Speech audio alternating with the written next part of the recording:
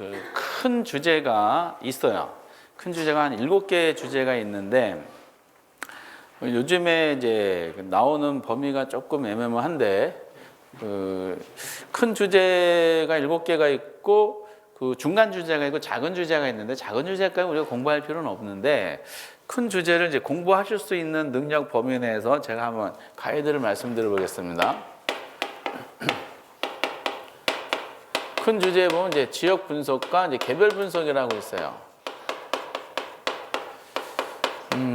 이게 그 옛날에는 이제 감정평가 예를 들어서 중개사 시험에 학개론 같은 경우는 15회 이전 그러니까 예를 들어 12회 때 이전까지 보면은 옛날 기출문제 보면 이제 예를 들어서 우리가 투자 수요 공급에서 탄력성이라는 개념 우리가 있어요. 그런 거 시험에 안 나오던 시대. 그리고 금융에서도 리츠라든지 유동화 이런 게 시험 범위 없었던 시대. 이런 거. 투자도 이제 분석 어려운 건 안 나오던 시대.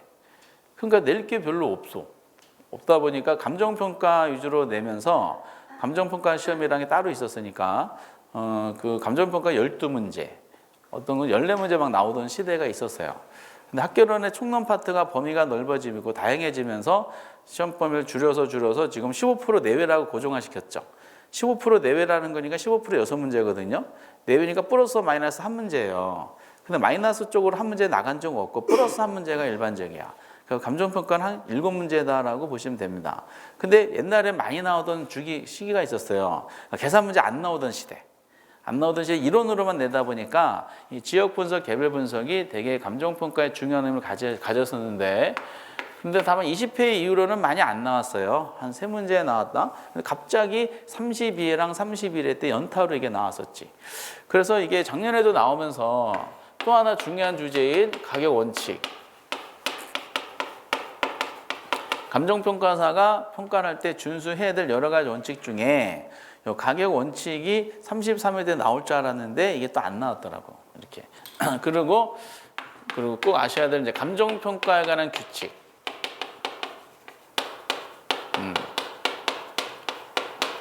여기에 이제 있죠. 감정평가 규칙 올해 3문제에 나왔죠. 규칙은 여러분 나중에 꼭 공부하셔야 돼요. 여러분들 공법 공부를 해보셨지만 알겠지만은 국토기획법 공부해보신 경험이 있죠. 국토기획법 보면은 조문이 몇 개일까요? 조문이 엄청난 조문이 있어요. 수백 개일걸요? 근데 이 감정평가 규칙은 공부하실 조문이 사실상 25개 정도밖에 안 돼요. 그럼 조문이 25개밖에 안 된다는 것은 이거 30년 동안 냈을 때 더 이상 낼 게 없다는 뜻이죠. 규칙 꼭 공부해 주셔야 돼. 그래서 올해 공부하신 분들이 33회 공부하신 분들이 다른 거 하기 싫고 난 규칙만 하려는 분도 계시더라고. 그러면 3문제 맞췄어. 그리고 이제 부동산 가격 공시제도가 있어요. 표준지 공시지가 아시죠? 이런 거. 그래서 이제 33회 때는 여기가 3개, 여기가 하나에서 여기서만 4개가 나왔습니다. 그러니까 우리는 감정평가는 7문제가 평균 출제 문항수라 봤을 때 우리는 4문제를 목표로 할 거야. 아마 4문제는 수월할 겁니다. 그리고 4문제는 어디서 출제되는지가 확정이 돼 있어요. 사실 이 내용만 보더라도 4문제는 맞을 것 같아. 큰 주제 중에 이거 중간 주제도 이제 일부 해보겠지만은 그리고 이제 원가법이라는 게 있고요. 가격과는 그리고 이제 거래사례 비교법이 있고요. 그리고 수익환원법이 있어요. 저는 이제 예측하기를 작년 32회 때가 뭐가 나왔냐면은 그리고 공시지가 기준법이라고 또 있는데 공시지가 기준법에서 이제 하나 그리고 수익환원법에서 하나가 나왔고요. 31회 때는 원가법하고 거래사례 비교법에 나와가지고 그러면 33회 때 계산문 여기서 거의 대부분 계산 문제거든요. 계산 문제가 원가법하고 거래사례 비교법에 나올 줄 알았는데 계산 문제가 2개가 나왔는데 거래사례 비교법 하나 나오고 수익환원법은 또 여기 또 나왔더라고. 되게 좋아하긴 합니다. 그리고 원가법은 이제 지문으로 나왔죠. 여기가 3문제가 나왔습니다. 계산 2개, 지문 하나.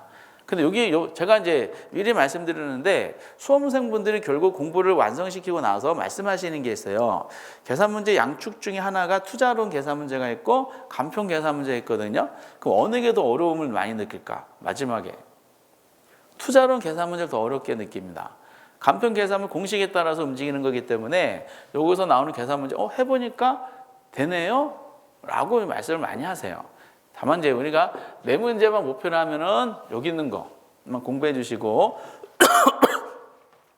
만약에 조금 더 하고 싶다. 그래서 여기 있는 것까지 하시면은 뭐 금상첨화가 되는 겁니다. 대신 여기서 자꾸 이제 요즘에 지문으로 나오는 경향이 있어서 큰 주제는 이렇게 이제 정해져 있는 상태에서 그 중간 주제 등이 몇 개가 나올 거예요. 그래서 그런 것들을 이제 본격적으로 진도 나갈 때 한번 해보도록 하겠습니다.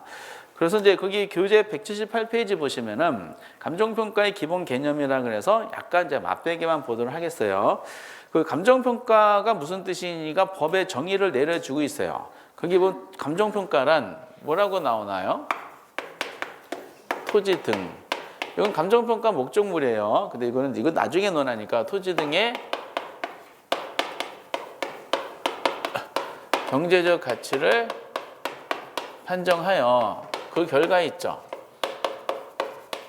그 결과를 가액으로 표시하는 거 이렇게 이제 정의를 내려주고 있어요. 그럼 여기서 가치를 판정해서 그 결과라고 나왔죠. 그 결과란 말은 무슨 뜻이냐? 가치를 판정한 결과겠지. 결과를 뭘로? 가액으로 이렇게 나와. 가액이란 말은 뭐냐면은 앞에서 판정한 가치를 화폐액이란 뜻이야. 그 줄여가지고 가액 이렇게 하는 겁니다. 이걸 표시한 거. 그럼 우리가 가치라는 단어를 많이 쓰죠. 가치는 추상적 개념일까? 구체적 개념일까? 가치는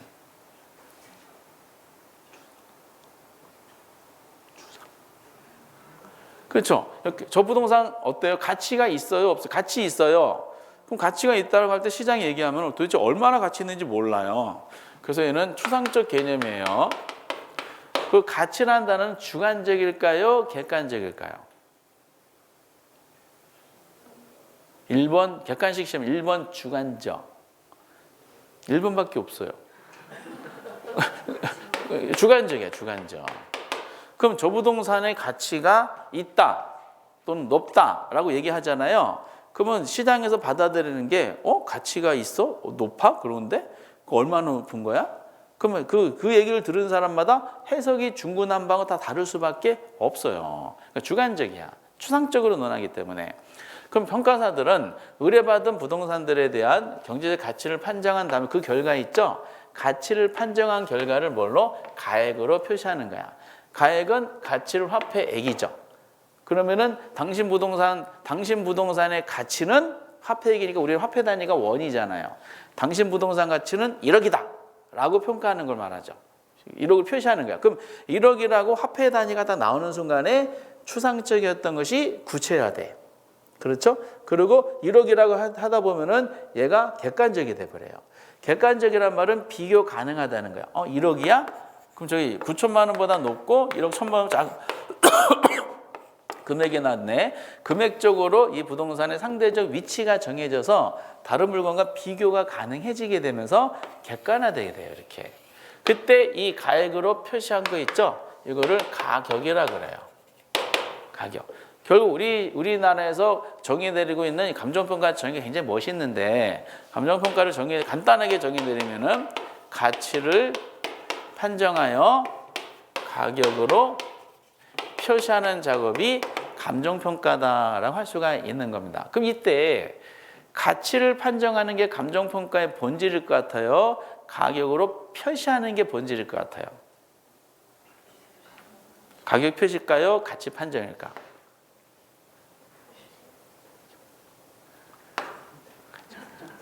그렇죠. 감정평가의 본질은 의뢰받은 물건의 가치를 판정하는 게 본질이야. 만약에 평가사가 의뢰받은 부동산의 가치를 왜곡되게 판정하잖아. 그럼 왜곡돼 판정한 거에다 그 시점에서 화폐단 부처 시장에 내보낸 것이 물건의 가격이에요. 가치가 왜곡되면은 가격도 왜곡된 결과가 나타나요. 우리나라 감정평가사들은 한 사람 한 사람 다 시장의 역할을 하게 돼 있어요.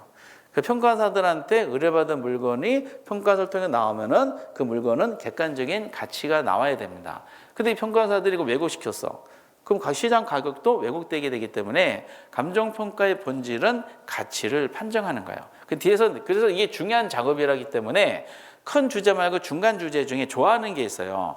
가격은 뭐고 가치는 뭘까? 가격과 가치와의 관계를 설명하는 게 중요한 지문이 될 겁니다. 중요 지문 이렇게 그거는 뭐 나중에 한번 논해 보도록 하겠습니다. 어쨌든 이런 식으로 해서 감정평가에 대한 감만 익혀주세요. 감만 이렇게. 그리고 이제 주제는 테마가 따로 나오니까 그리고 이제 앞으로 끊임없이 이 내용은 감정평가 규칙상에 규정된 거예요 라는 형식으로 해가지고 많이 언급하게 될 거예요. 먼저 밑에 보면 그 우리 법률에 그 감정평가 절차가 나와 있어요.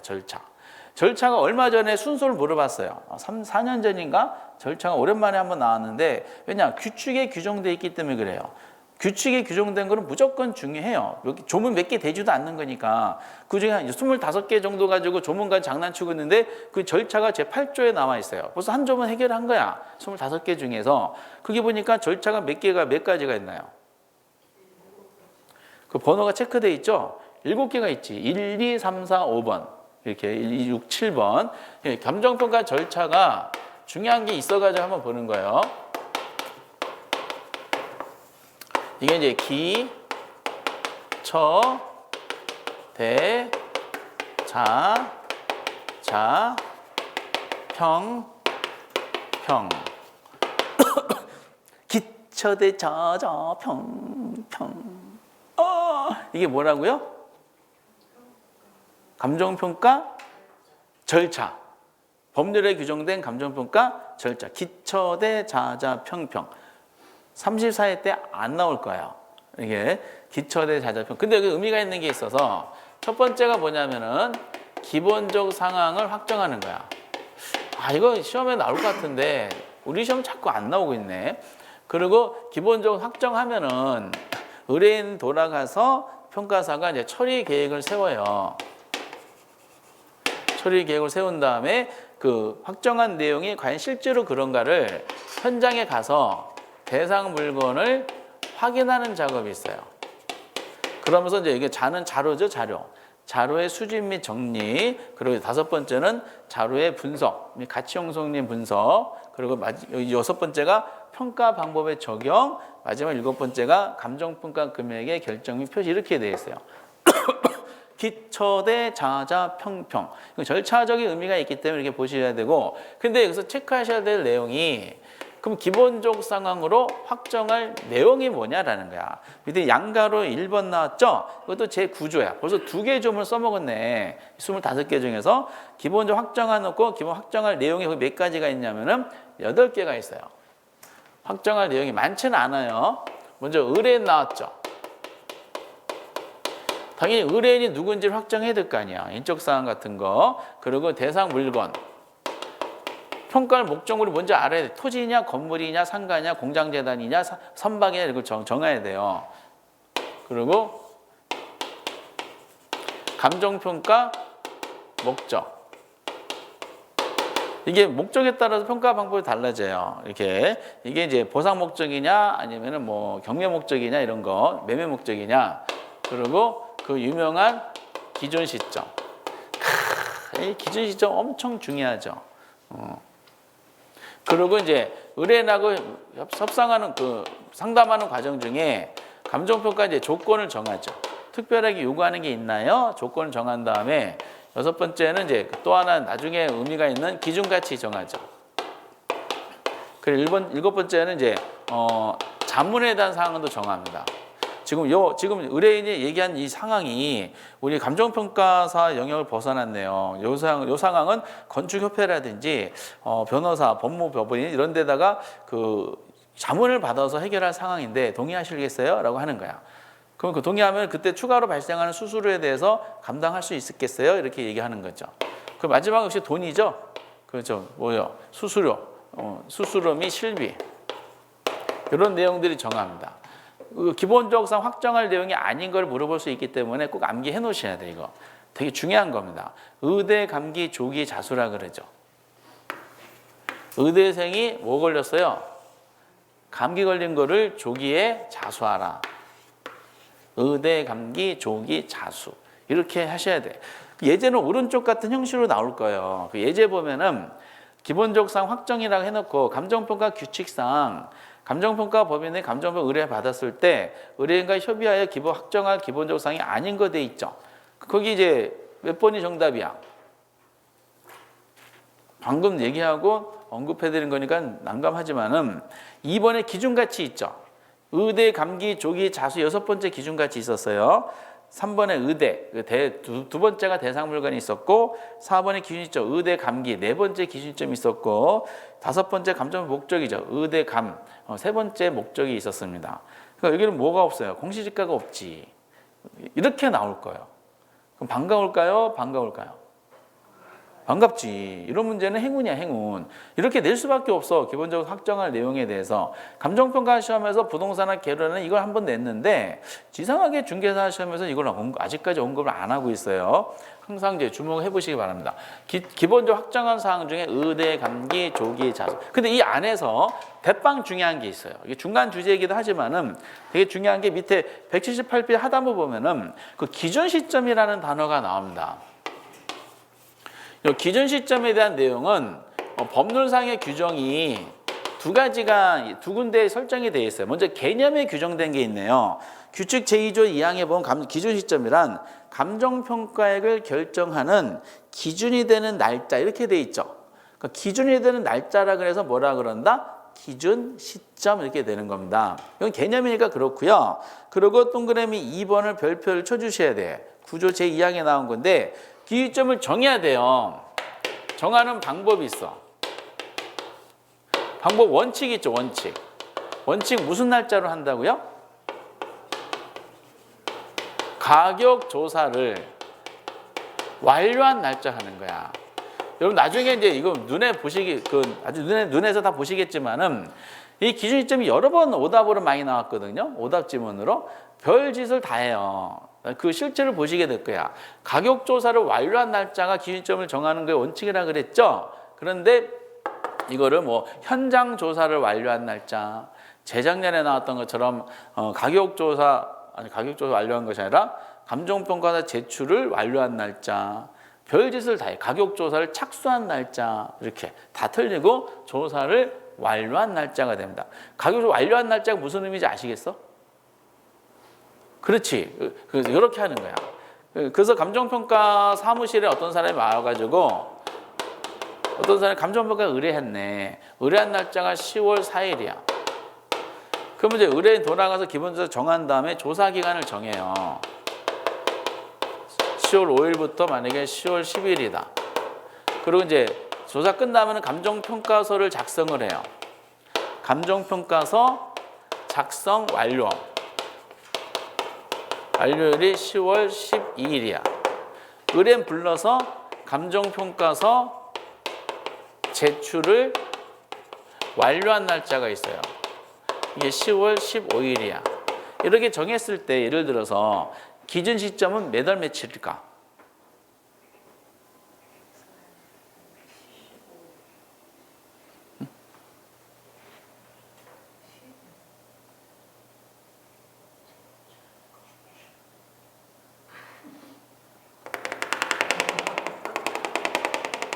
무슨 날짜를 한다고요? 가격 조사를 완료한 날짜라는 거야. 그러니까 조사 완료일이 조사 기간이 끝난 요 시점이 뭐라고요? 기준 시점이 되는 겁니다. 이렇게. 오케이? 그런데 예외적으로 날짜가 지정되는 경우가 있어요. 날짜가. 그래서 거기 이제 예외적인 상황에 보면은 다만 이유가 이제 그 예외적인 상황인데 기준 시점 미리 정했을 때가 있죠. 날짜가 미리 지정된 경우가 있어요. 그럼 지정하는 경우는 두 가지가 큰 의미야. 하나가 법률에 규정된 경우가 있어. 예를 들어 공시지가처럼 1월 1일 하라. 라고 정해지면 법에 정해진 대로 해야 돼. 그러니까 법으로 정한 것은 어쩔 수 없어요. 평가사가 따라야 돼. 근데 문제가 항상 되는 게 뭐냐면은 기준점을 이렇게 정하는 게 원칙인데 의뢰인이 기본적으로 확정할 때 조건을 달아요. 요 날짜 말고 본인이 미리 지정한 날짜가 있어. 그럼 그 지정한 날짜로 감정평가를 해주세요라고 하는 거죠. 그럼 평가사가 무조건 하느냐? 그렇지 않아요. 날짜가 미리 정해질 때는 뭐 어떤 경우? 그 날짜에 뭐가 가능한 경우? 가격조사가 가능한 경우에 한해서 그 날짜를 기준 시점으로 정할 수도 있다는 거야. 오케이? 그래서 원칙, 다만 이 예외 다 보셔야 돼요. 그러니까 사무실에 어떤 사람이 의뢰인 감정평가를 의뢰했어. 그래서 목적물을 본 대상물을 보니까 강남 토지래. 오, 면적 조사해 보니까 1000평이래. 오, 느낌상 수수료만 벌써 머릿속에 다다다다 계산할 거 아니에요. VIP 손님이야. 그래서 그 창고 속에 못 넣었던 산삼주를 대접을 해줘. 그래서 강남 지주 엄청난 지주시네. 근데 강남 땅이 낮이가 있었나? 궁금한데 어쨌든 들어봐야죠 이렇게. 그래서 이제 목적은 뭐예요? 아, 매매 목적으로. 강남 땅 이렇게 대충 이제 눈짓을 해보니까 강남 벌써 제곱미터당 이게 한 1억짜리야. 근데 기준 뭐 어느 날짜 저희가 정하면 되겠죠. 거기 가시면 저희가 계획 세워서 정한 날짜 조사 기간 얼마죠 해가지고 할 거예요. 그것이 아니고 제가 조건을 달았는데 이 땅이 있는데 이 땅이 1325년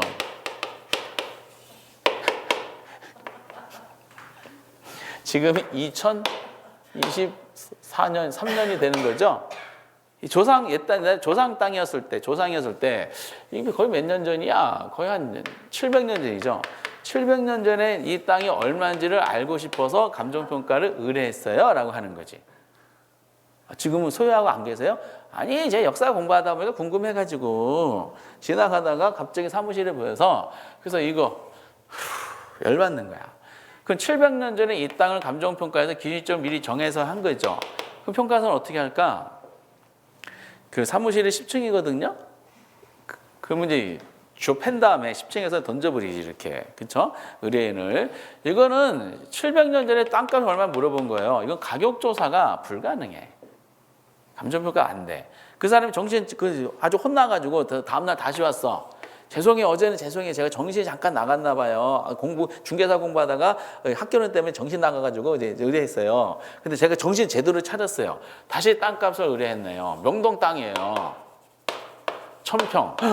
더 심하지? 이렇게. 그래서 그래요. 근데 정신 차렸으니까 무슨 목적이에요? 그것이 2725년도 얼마가 될지를 감정평가 의뢰했어요. 놔두면 안 되겠다. 그래서 30년 동안 격리시켜야 되겠다, 이 인간. 이거는 이제 미래잖아. 가격 조사가 가능해요, 불가능해요? 불가능한 거야. 그래서 무조건 하는 거, 법에 정해지면 해야 되겠지만은 의뢰인이 지정했다 해서 그 날짜 무조건 기준 시점을 정하는 건 아니라 가격 조사가 가능한 경우에 한해서. 근데 얘는 많이 안 나오고 원칙만 요거 있죠? 요것만 말장난 기가 막히게 해요. 근데 시간이 지나잖아요. 그럼 여러분들이 학교로만 공부하는 것이 아니라 공법, 세법, 중개사법, 공시법 여러 가지 다 들어오잖아요. 그런데 까먹지. 학교로는 거는 자꾸 밀려나가잖아. 그런데 요거는 기억한다 그러더라고. 완료는 기억하는데 앞에 뭔 날인지 모르는 거야. 그 출제에 체크한 거지. 그래서 여기 적어드린 것처럼 감정평가 작성 완료일, 제출 완료일, 가격조사 착수 완료일, 현장조사 완료일, 뭘 완료를 이렇게 자꾸 만들어. 그것만 잘 주의하시면 되실 것 같습니다.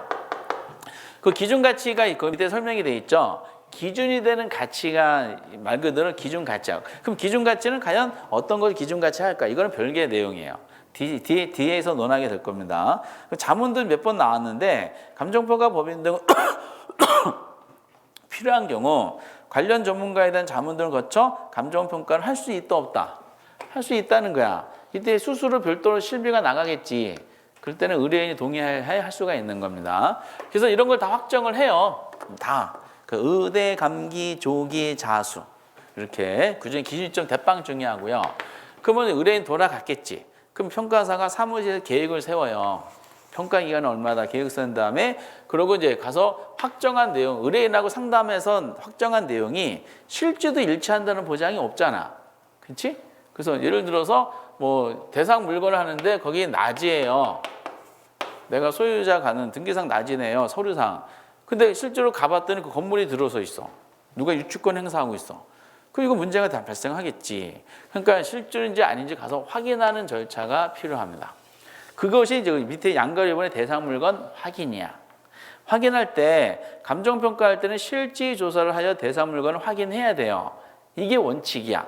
다만 실지 조사를 하지 아니하고도 객관적 신뢰하는 자료가 충분히 확보될 수 있는 경우는 실지 조사를 하지 아니할 수 있다는 거야. 이해되세요? 근데 이게 기출해 보면은 한 번은 옳게 이거 그대로 냈어. 그대로 내고 한 번은 틀리게 냈어. 야, 틀리게 낸 그 지문을 보니까 공부 안 하신 분들은 넘어가게 만들더라고. 어떻게 냈냐면은 감정평가할 때는 실지 조사를 하여 감정평가하여야 하므로 객관적이고 신뢰할 수 있는 자료가 충분히 확보된다 하더라도 실지 조사를 생략해서는 아니 된다 이렇게 나와요. 맞는 말 틀린 말? 틀린 말이야. 그러면 공부하시면 그 부동산은 움직이지 못하니까 그래 실지 조사 하면 꼭 해야 되겠지 이런 생각으로 이거 맞는 말 이렇게 넘어가시더라고요. 그 지문은 2번 나왔던 겁니다. 그러니까 지금 상식적으로 생각하시면 돼. 아저씨라는 영화가 이제 있죠. 2를 제작을 한대. 근데 제작사에서 감독한테 주연 배우가 원빈이래. 그럼 굳이 원빈을 가서 조사할 필요 있을까? 제작 설명회 때 마케팅 할 때 그때 한번 와서 만나면 되잖아요. 근데 주연 배우가 원빈이 강원도에 박혀서 안 나온대. 그래서 대안을 김덕기래.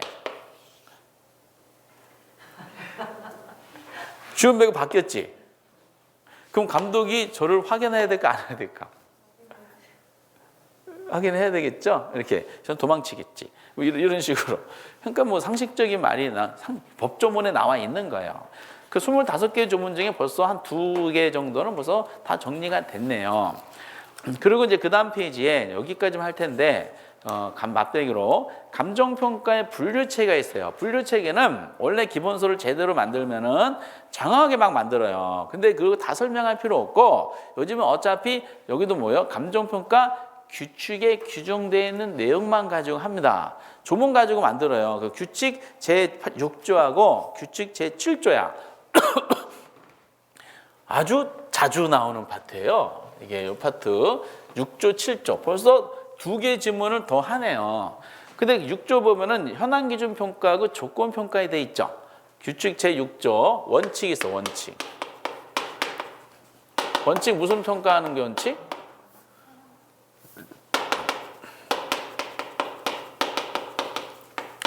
현황 평가가 원칙이야. 근데 이게 주관식 시험이 아니라 객관식 시험이에요. 그 현황 평가 원칙을 할 때 조문으로 쭉 만들 거 아니야. 조문이니까. 그러면은 이 현황 기준 평가를 했을 때 거기에 그 옆에 설명하고 있는 내용이 나옵니다. 키워드를 잡으셔야 돼. 키워드 장난을 쳐요. 현황 평가란 첫 번째 키워드 무슨 시점? 그렇죠. 기준 시점이 나오는 거야. 그리고 현황이란 말 자체를 느낀 뉘앙스상 있는 그대로 행하는 평가잖아. 그래서 그 대상 물건의 이용 상황. 다만 이용 상황인데 이 현황 기준 평가를 악용할까 봐 불법적이거나 일시적 이용은 포함하여 제외시켜요. 제외한다 이렇게 돼요. 그리고 또 하나가 우리가 법률에는 공법이 있고 사법이 있다 그랬죠. 그런데 공법상 제한을 받는 상태, 받지 아니한 상태. 공법상 제한을 받는 상태. 우리나라에 공법상 받지 않는 토지는 존재하지 않는다 그랬어요. 제한을 받는 상태 행하는 평가 뭐라고요? 이게 현황평가야. 현황평가. 기준 시점에서의 이용 상황, 공법상 제한을 받는 상태. 그러면 이거를 아직은 신기하게 이거는 오답이 안 나왔던데 그럼 다른 데서 오답 나와서 유추 적용할 수 있어요. 그럼 다른 데 낼 때 기준점 많이 이제 이거를 장난치거든요. 기준점이 들어갈 칸에다가 예를 들어서 뭐 현재 시점이 들어간다든지 뭐 아니면 뭐 신축 시점 들어간다든지 거래 시점 별 시점을 다 집어넣어. 그리고 이제 공법상 제한을 받는 상태인데 어떻게 되겠어요? 받지 아니한 상태 이렇게 할 거야. 이것이 뭐라고요? 현황평가 원칙이에요. 원칙. 그러면 원칙이 있으면 뭐도 있겠어? 그렇지, 예외가 있어. 예외가 조건평가인데 다만 이 조건평가에 대해서는요. 조건평가 해놓고 밑에다가 항 1항, 2항, 3항 이게 세 가지가 있더라고요. 근데 그 중에서 이제 두 항을 집어넣는데 조건평가 해놔서 1번에 보면은 그 기준이점 나왔죠? 가치 형성 실제와 다르게 가정하거나 특수항을 한정하는 조건을 붙여서 평가하는 걸 뭐라 그래요? 조건평가. 아까 이용 상황 그대로 행하는 평가가 무슨 평가라 그랬어? 현황평가라고 했잖아. 근데 이용 상황 그대로 하는 것이 아니라 거기 보신 것처럼 실제와 다르게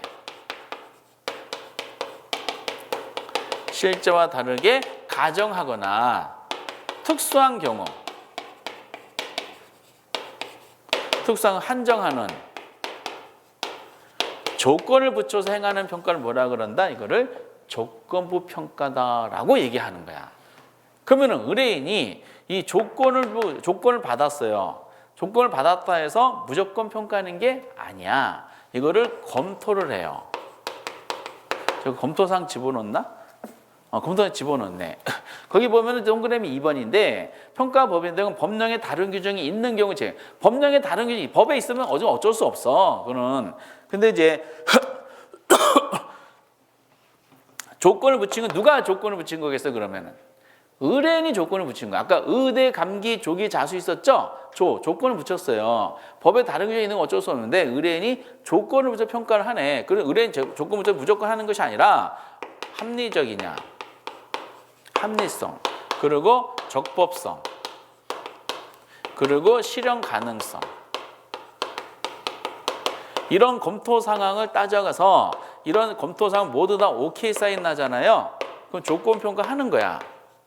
근데 이 중에서 만약에 하나라도 충족하지 못하면 어떻게 될까? 감정 평가를 거절하게 돼 있어요. 그러니까 이제 이거는 여기까지 보면은 흐름이 세 가지가 있어요. 원칙상 현황 평가를 하느냐, 아니면 조건 평가하느냐, 아니면 평가를 거절하느냐 이렇게 나옵니다. 오케이? 그래서 이제 만약에 어떤 사람이 본인 토지가 지목이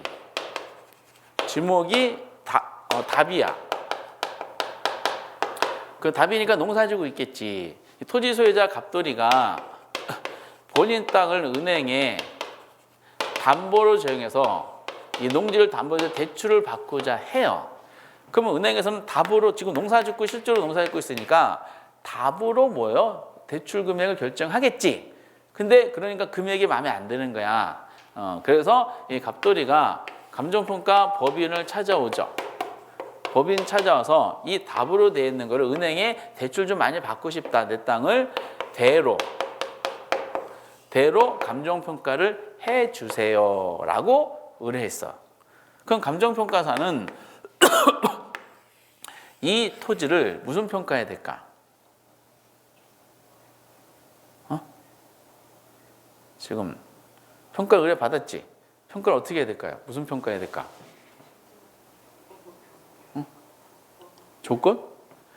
감정평가를 거절합니다. 왜냐? 이 사람이 의뢰한 토지가 농지로 답이잖아.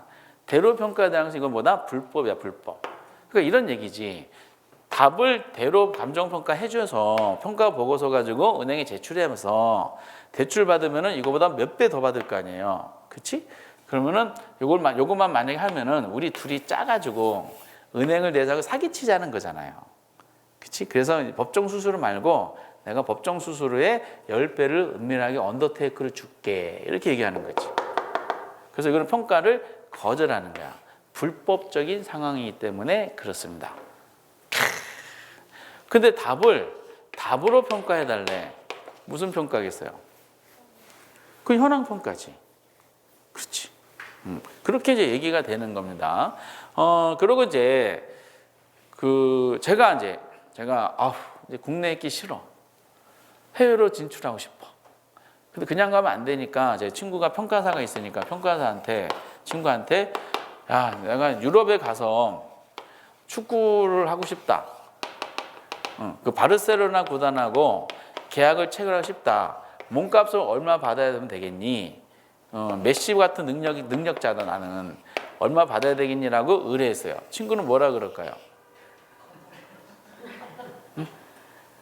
20년 된 친구인데 아무리 친한 친구라 하더라도 뭐예요? 평가를 거절하지. 왜 거절할까요? 실현이 불가능한 거야. 예. 나이트 가서 와 여기 워러 퀄리티 엄청나네. 근데 상대방은 저를 보고 여기는 워러 퀄리티 안 좋네 또 이렇게 얘기하고 있네. 그래서 이제 이렇게 막 춤추고 있는데 평가사한테 전화해서 친구한테 전화해. 친구야 나이트인데 나 부킹 가고 싶은데 내 부킹 내 몸값 얼마 받으면 되겠니? 라고 하면 친구는 바로 거절. 뭐예요? 감정평가를 거절하지. 야 너는 네 얼굴을 한번 쳐다봐라. 부킹에 대한 실현 가능성이 불가능하지 않느냐? 없다. 빨리 뛰쳐나와라. 거기는 오염시키지 말고. 그래서 알았다 하면서 흔들면서 뒤로 나오는 거지. 출입문으로, 후문으로 이렇게. 그러니까 이걸 다 따져봐야 돼요. 그래서 이제 이게 원래는 제 기억으로는 한 7년 전, 8년 전에 감정부가 규칙에 현황하고 조건평가라는 이 규정이 없었는데 이걸 집어넣은 취지를 법 취지가 있잖아요. 항상 법제처럼 법 취지가 나오거든요. 이 법 취지를 보면은 실무적으로 감정평가도 영업이에요. 업무를 많이 딸수록 돈을 많이 벌거든요. 근데 의뢰인이 요구한 아까 의대 감기 조기 자수 있었잖아. 의뢰인이 제시한 조건을 돈이 보이다 보니까 그대로 받아들이면은 돈 벌 것 같아. 근데 조건을 제시한 걸 거절하기가 어려워. 그래서 조건 평가가 너무 많다는 거야. 이게 실무적으로. 그러니까 조건이 많으면은 감정 평가의 신뢰도가 떨어져서 조건 평가를 최소화시킬 목적으로 규정을 해놨다 그러더라고. 그래서 항상 이게 원칙이고, 그럼 조건 평가할 때는 이거 항목이 다 있어요. 의뢰인이 이런 조건 달았는데 법에 정해진 건 어쩔 수 없으니까 그러면 의뢰인 제시한 조건이 합리성 여부를 평가사가 본인의 개인 의견을 다뤄요. 책임을 지기 위해서. 적법 여부도 근거 법률 다 다뤄. 실현 가능성 여부도 본인의 의견을 다 달아야 돼. 그 항목이 있어 이게. 그러니까 이 항목에서 만약에 나중에 검토할 때 의뢰인 소송고를 어떻게 되면은 문제 생기면은 평가사 책임지기 때문에 책임을 부담이 어려워서 조건 평가가 점점 최소화되지 않느냐라는 거야. 그 거기에 현황 평가 두 줄로 돼 있으면서 말장난하는 거 이거 넘어가시면 안 돼요. 조문이니까 조문 그대로 되면 글자를 탁 틀어버려. 그리고 조건평가 1번, 2번도 보셔야 되는데 다음 조건평가 박스 안에 보면은 뭐라고 적혀져 있죠? 박스 안에 있는 내용은 규칙이 규정된 건 아닌데 이것도 일종의 조건평가예요. 의뢰인이 조건을 달았는데 기준 시점에 조건을 다는 경우가 있어요. 과거 시점을 기준 시점에 해달라고 조건 달을 평가하는 경우가 있어요. 이거 무슨 평가다? 소고평가. 소고평가는 기준 시점이 언제 날짜라고요? 과거. 그리고 아직 도래하지 않는 미래의 특정 날짜를 기준 시점에 해달라고 의뢰한 조건 다는 경우가 있어요. 이게 뭐죠? 기한부 평가야. 근데 우리나라 감정평가 실무 지침에 보면은 소고평가는 많이 행해져요. 이거 벌어진 사건이잖아. 법원에서 부동산 관련 소송 사건 벌어졌을 때 법원에서 의뢰를 해요. 이게 2년 전에 터진 부동산 사건인데 2년 전 당시 그 부동산가 얼마인지를 좀 알고 싶어서 평가를 의뢰했다 할 수가 있어요. 그러니까 요거는 많이 행해지니까 그렇다 해서 너무 지나치게 먼 거리 하면 안 되지. 기원전 5세기 땅값이 얼마인지 감정평가 의뢰했대. 그건 가격조사가 불가능한 할 수가 없잖아. 그건 비합리적이면서 실현 불가능한 조건이야. 근데 실무 지침에 보면은 규칙이 아니라 이 기한부 평가는 최대한 자제하라 이렇게 돼 있어요. 왜냐 미래는 도래하기가 불확실하잖아. 그러니까 불확실한 미래 시점을 기준 시점 평가하는 것은 굉장히 위험하고 불확실성이 크기 때문에 신뢰도 떨어지고 최소한으로 평가하라라고 설명이 되어 있더라고요. 어쨌든 이런 식으로 해서 현황 원칙 예외 그 조건 해가지고 조문까지 하시면 돼 이렇게. 그리고 밑에 또 하나 규칙 제 7조 이게 더 많이 나왔는데 원칙이 있어요. 개별평가. 이것도 말장난 많이 들어가요. 개별평가는 어떻게 평가하는 거야? 그러니까 물건별로 따로따로 평가하는 거다라고 보시면 돼요. 시험에 나온 적은 없어. 이제 예외가 있죠, 예외. 예외가 이제 이게 에이스인데 거기 무슨 평가에 일괄평가가 있어요. 또 무슨 평가 있죠? 구분평가 있고 그 다음에 부분평가. 요즘에는 이게 만약에 주관식이면 어떤 사례를 들어서 설명하라 할 텐데 지금은 조문만 나와. 그러니까 조문 그대로 말장난만 나오니까 정확하게 보셔야 돼요. 일괄평가 한번 읽어볼게요. 일괄평가란 둘 이상의 대상 물건 이렇게 돼 있지. 그러면 여기서 포인트가 둘 이상의 대상 물건이 무슨 평가하는 게 원칙이라는 뜻이야? 개별평가가 원칙이야. 항상 개별평가 원칙은 깔고 가셔야 돼요. 그래서 여러분들이 이 일괄평가를 공부하실 때 가장 유명한 게 그 복합부동산으로 이해하시면 돼요. 복합부동산은 너무 오래된 추억인데 보통 어떻게 구성된 부동산을 말해요? 그치? 그거를 말하죠. 토지잖아, 토지. 토지야 뭘로 구성된 거야, 대표적으로? 건물로 구성된 부동산이 복합부동산이잖아. 그치? 근데 우리나라는 토지도 독립된 부동산이고 건물도 독립된 부동산이잖아요. 그치? 그래서 따로따로 대장이 있고 따로따로 등기 등본이 있죠. 따로따로 독립된 부동산이야. 그럼 토지, 만약에 이제 이 부동산을 감정평가 의뢰받았어. 그럼 토지도 개별 부동산, 이것도 개별 부동산이니까 얘네들은 무슨 평가하는 게 원칙이야? 당연히 개별 평가해야 돼요. 그 평가사가 오늘 토지와 건물을 감정평가 의뢰받았구나. 그러면 오늘 개별 평가를 2개 해야 되겠구나 라고 생각해 현장에 쫄래 갔지.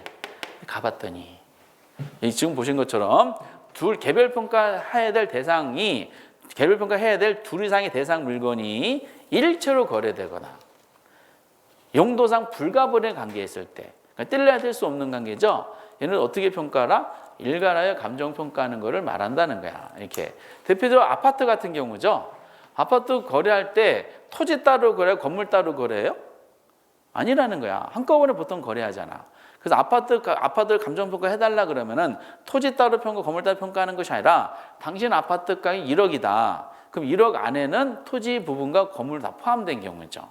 그래서 원래는 각각 개별 평가해야 될 둘 이상의 대상 물건인데 얘네들이 일체로 거래되거나 용도상 불가분의 관계에 있을 때는 어떻다고요?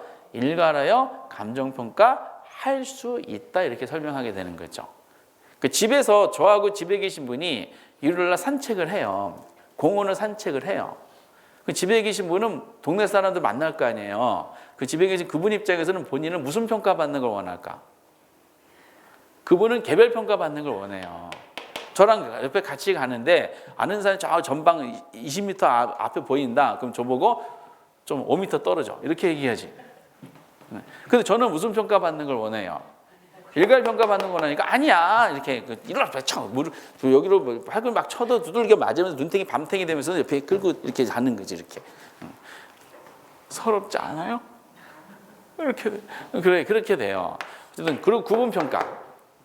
구분평가는 거기 하나의 대상 물건 이렇게 나왔죠. 하나의 대상 물건인데 이게 무슨 평가할 대상 물건이야? 응? 개별 평가라니까. 개별 평가가 항상 원칙이에요. 하나의 물건이니까 개별 평가해야 되겠지. 이게 원칙이야. 그 개별 평가해야 될 하나의 대상 물건인데 가봤더니 그 물건을 구성하는 요소가 일체로 이용하지 않고 다르게 이용하고 있어요. 다르게 이용한다는 것을 멋있는 말로 가치를 달리하는 경우 이렇게 나는 거죠. 이를 구분하여 감정평가하는 걸 말하죠. 그럼 대표적으로 이거 복합건물이라는 말 들어본 적 있으세요? 얘는 건물이죠, 건물. 주상 복합건물 많이 얘기하시죠? 얘는 건물이야, 건물. 그러니까 토지가 포함하지 않아. 포함하지 않는 거야. 건물만 따지는 거야. A라는 건물이 있는데 이 소유자가 갑돌이에요. 평가사가 건물 평가를 의뢰받았으니까 당연히 개별 평가를 가겠지. 근데 가봤더니 얘네들 하나의 건물인데 이거를 일체로 이용하지 않고 있다는 거야. 일체로 이용하지 않는다는 것은 하나의 용도로 이용하지 않는다는 거죠. 가만히 보니까 밑에 층은 1층부터 5층까지는 상가로 이용하고 있고 6층부터 10층까지는 주거용으로 이용하고 있어요. 주상복합 건물.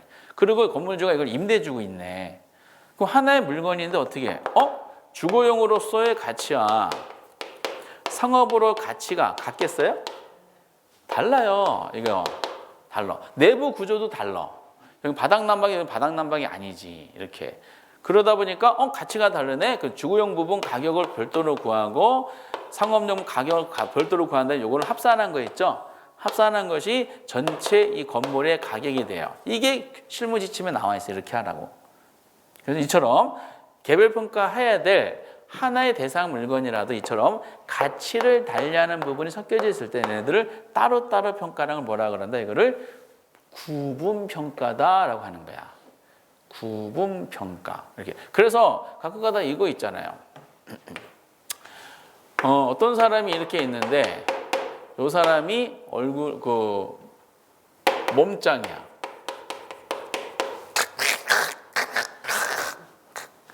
근데 얼굴은 안월짱이야. 감정평가해야 돼. 이 사람 무슨 평가해야 될까요? 한 사람이가 개별평가를 가는 거잖아요. 그런데 가봤더니 와, 모가지 위의 가치와 모가지 아래 가치가 다르지. 그러니까 따로따로 평가해야 돼요. 구분평가하는 거지. 원빈은 어떻게 평가할까?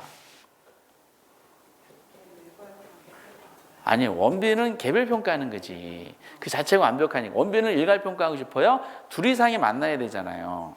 누구하고 누굴 만나야 돼? 원빈하고 김덕기. 까마보면 개별평가 대상물과 두 사람 보니까 뗄래야 뗄 수 없는 관계죠? 제가 그렇게 접착제를 붙였잖아요. 원빈한테. 이게 이런 경우가 일괄평가고, 이렇게. 주변에 보면 많아요. 구분평가할 사람들 많아. 이렇게. 그 부분평가 있죠. 부분평가는 그 일체로 이용되는 대상 물건 이렇게 나왔잖아요. 아까 구분평가랑 다르잖아. 아까 구분평가는 하나의 물건인데 얘는 일체로 이용하지 않고 있었잖아요. 다른 용도로 이용하는데 부분평가는 말 그대로 일체로 이용하는 거야. A 건물의 갑돌인데 이 사람이 갑 기업이야. 이 건물을 4억으로 쓰고 있어. 1층부터 10층까지가 전부 다 뭐요? 업무용이야. 봐요. 일체로 이용하고 있는 거죠? 그럼 당연히 무슨 평가해야 돼? 개별평가하는 거야. 근데 평가사가 평가로 왔는데 의뢰인이 조건을 단 거지. 자, 전체 가격을 물어본 것이 아니라 이 중에서 5층만 감정평가를 의뢰했어요. 라고 한 거야. 그럼 일체로 이용하고 있는 대상 물건 일부분에 대해서 감정평가한 거잖아. 근데 얘기를 들어보니까 합리적인 이유를 들어서 평가를 의뢰한 거야. 그 부분을 평가한다는 무슨 평가? 부분평가다라고 얘기가 나오는 겁니다. 부분평가. 그래서 그게 이제 느낌상 일체로 이용되고, 그러니까 하나의 용도로 이용되고 있는 대상 물건인데 일부분에 대해서 감정평가의 특수한 목적이나 합리적 이유가 있는 경우는 그 부분만 따로 평가한다. 그래, 이거를 부분평가라고 얘기가 나오는 겁니다. 그러니까 지금은 이게 와닿지 않는데, 그래서 거기에 제6조 현황 원칙, 제7조 개별 원칙, 얘네들이 지문으로 자주 나와요. 그러니까 지금 이게 쉬었어, 올해. 안 나왔기 때문에 내년도에는 가능성이 있어요. 어차피 25개 조문 가지고 돌려막기 하는데 25개 중에 절반이 뭐냐? 뒤에서 논할 물건별 평가 방법이에요. 그래서 용어에 대한 설명은 나머지 12개밖에 안 돼요. 12개 가지고 맨날 돌려막기 하는 거야. 얼마나. 그리고 이제 올해는 12개 중에서 시장 가치하고 다른 게 나왔기 때문에 올해는 이제 이런 데서 또 언급할 가능성이 커요. 그래서 지금은 이제 이런 게 있구나라고 정도만 보시지 디테일하게 하실 필요는 없다라는 겁니다. 이렇게. 그래서 여기까지가 이제 감정평가에 대해서 총론 파트에는 절차적인 측면하고 개념적인 측면 맞배기만 봤고요. 뒤에 있는 건 공부하실 필요가 없어요. 지금은.